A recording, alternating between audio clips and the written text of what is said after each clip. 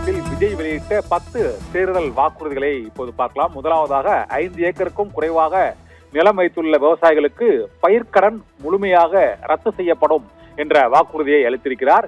இரண்டாவதாக 5 ஏக்கருக்கு அதிகமாக உள்ள விவசாயிகளின் 50% பயிர்க்கடன் தள்ளுபடி குறித்தும் பரிசீலனை செய்யப்படும் என்றும் அறிவித்திருக்கிறார். மூன்றாவதாக மத்திய அரசு நெருக்கடி கொடுத்தாலும் விவசாயிகளுக்கு எதிரான எந்த திட்டத்தையும் அனுமதிக்க மாட்டோம் என்று வாக்குறுதி அளித்திருக்கிறார். நான்காவதாக போதுமான நெல் கொள்முதல் மையங்களையும் கமிஷன் வாங்குவோர் மீது நடவடிக்கையும் எடுக்கப்படும் என வாக்குறுதி அளித்திருக்கிறார்.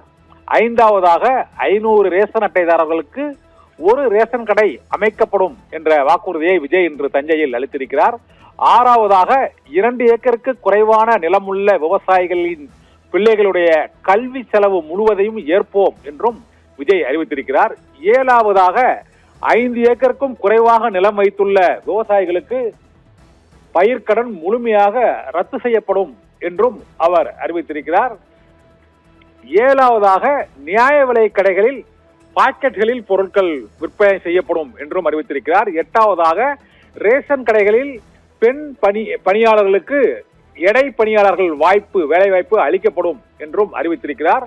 ஒன்பதாவதாக தனியார் வேலை வாய்ப்புகளிலும் உத்தரவாதத்தை அரசு வேலைகளில் போல் ஏற்படுத்துவோம் என்றும் வாக்குறுதியை அளித்திருக்கிறார்.